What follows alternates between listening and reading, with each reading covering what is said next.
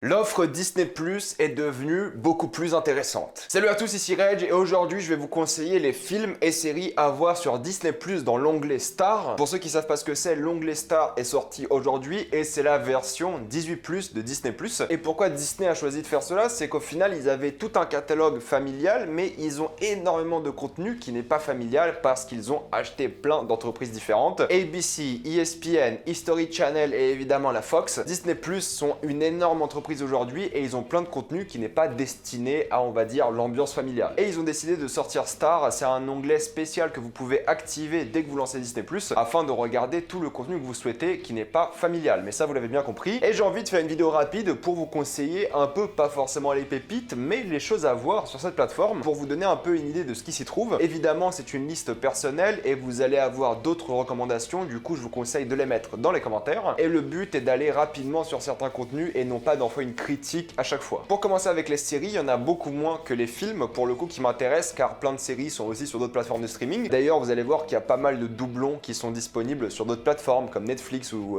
Prime par exemple, qui sont aussi disponibles sur Star. Mais pour commencer, j'ai envie de vous conseiller deux sitcoms. Une est vraiment excellente, c'est l'une de mes sitcoms préférées, c'est la sitcom Scrubs. Si vous n'avez jamais vu Scrubs, si vous n'avez jamais entendu parler de cette série, vous allez l'adorer. C'est l'une des sitcoms les plus drôles, les plus touchantes et vraiment c'est un gros coup de cœur. Je ne peux que vous la conseiller. Et pareil pour How I Met, peut-être un peu moins un coup de cœur. How I Met a d'après moi beaucoup perdu en qualité avec les années, mais en vrai ça reste toujours du très bon divertissement et c'est une série culte qui mérite d'être découverte. Donc ces deux sitcoms là, je vous les conseille à 100%. Si on parle de série culte, il faut évidemment parler de Lost. C'est la grande série culte qui a un peu mis en avant le monde de la série télé à l'époque. C'est le renouveau des séries télé avec le début des années 2000 et Lost mérite sa place et il faut voir Lost. Est-ce que je dirais que c'est une série essentielle? Non, pas forcément, parce que c'est une série qui s'est vraiment cassé la gueule sur la fin. Et croyez-moi, les 3 premières saisons sont d'une qualité extrême et c'est parmi l'une des séries les plus addictives que vous allez voir dans votre vie. Une série cool que j'ai pas vue en entier mais que j'avais vu quelques épisodes, c'est Lie to Me qui est disponible aussi sur Star. Concept très simple d'un homme qui détecte un peu les mensonges et c'est super fun à regarder. Alors oui, c'est un cop show procédural, mais en vrai c'est divertissant, surtout quand tu regardes quelques épisodes par-ci par-là. Dans la grande série d'animation, il y a évidemment Futurama et je n'ai jamais fini Futurama, c'est peut-être le moment idéal pour finir. Si vous pouvez foncer sur cette série, il faut le faire car c'est l'une des séries d'animation les plus drôles et les plus cultes. Après, il y a plein d'autres séries que moi je n'ai pas vues, que j'ai quand même envie de vous conseiller parce que vous êtes souvent dans les commentaires à m'en parler. Il y a évidemment New Girl qu'on me conseille beaucoup, il faut que je regarde cette série, ça a l'air vraiment cool et vraiment bonne sitcom, bon délire. Il y a Sons of Anarchy qui est disponible sur Disney Plus Star maintenant. Je ne pensais jamais voir Sons of Anarchy sur Disney Plus et ça sera peut-être le moment pour moi de regarder la série. X-Files, c'est culte, je n'ai pas vu la série en entier mais il faut que je lui redonne sa chance. Ça a peut-être un peu mal vieilli mais en vrai ça fait partie de ces séries cultes. Solar Opposites, ça a l'air sympa aussi, on m'en a pas mal parlé, c'est par l'un des créateurs de Rick et Morty. Scandale aussi, on m'en parle souvent et c'est maintenant disponible sur la plateforme, de même pour Prison Break. Je vous l'ai dit, il y a quelques doublons qui sont présents sur d'autres plateformes de streaming mais vous avez compris, ils sont aussi disponibles sur Disney+.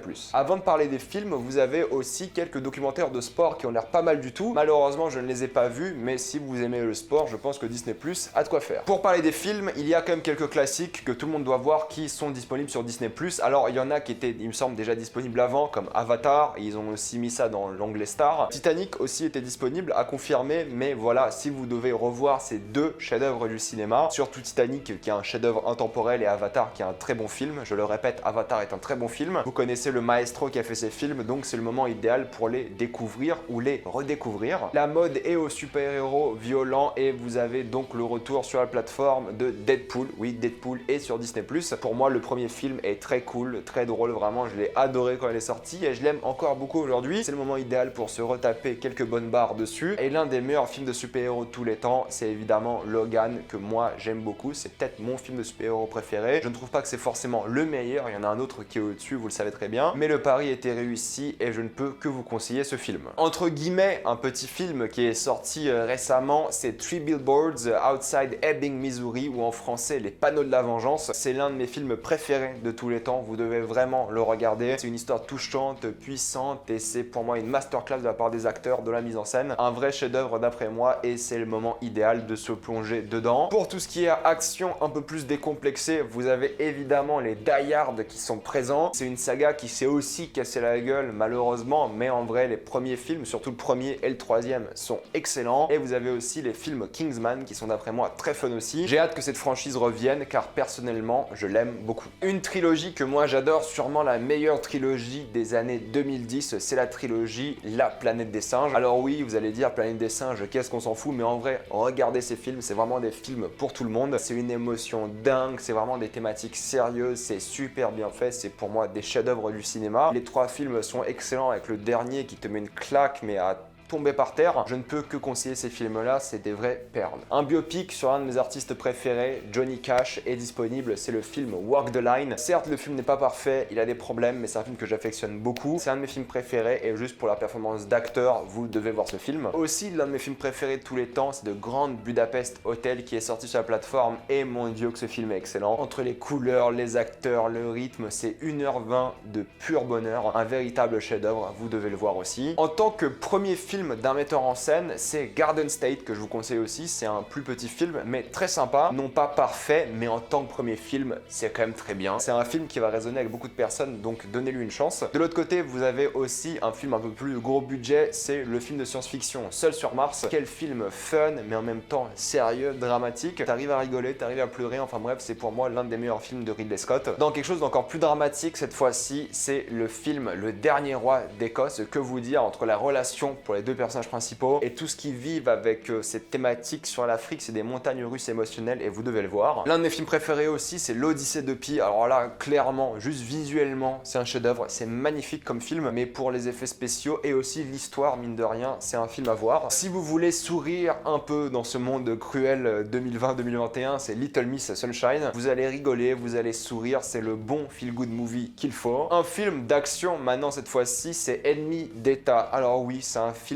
dramatique d'action qui tient encore la route aujourd'hui. Si vous voulez de la propagande d'État pure et dure avec une thématique sur le fascisme, il faut voir Starship Troopers. Ça a peut-être un peu mal vieilli et c'est peut-être un peu bizarre aujourd'hui, mais comprenez la satire sur la dictature et vous allez adorer ce film. C'est pas comme si la satire était subtile non plus, c'est littéralement le but du film. Ça aussi, c'est un vrai classique. Mon film préféré de zombies est disponible 28 jours plus tard. Il y a aussi la suite qui est disponible 28 semaines plus tard, qui est moins bien, mais en vrai, les deux films sont très divertissants, surtout les premiers, qui est d'après moi un chef-d'œuvre du genre. Si on parle de chef-d'œuvre d'horreur, alors là, il faut évidemment parler d'Alien. Oh là là, alors là, ouais. La saga Alien est disponible aussi avec Alien vs Predator. Donc c'est le moment idéal pour vous replonger dans cette saga mythique. Et je répète, tous les films Alien sont bons. Pour celui-là, je triche un peu car il était ajouté à Disney+ avant Star, mais c'est de Greatest Showman. C'est l'une des comédies musicales les plus divertissantes de ces dernières années et juste pour ça, il faut le voir. C'est loin d'être un film parfait, mais bordel, en tant que feel-good movie, vous allez être servi. Si vous voulez rigoler, évidemment, vous avez Borat. Je vais pas vous représenter Borat, mais il est disponible aussi sur Disney+, et ça fait bizarre de dire que Borat est disponible sur Disney+.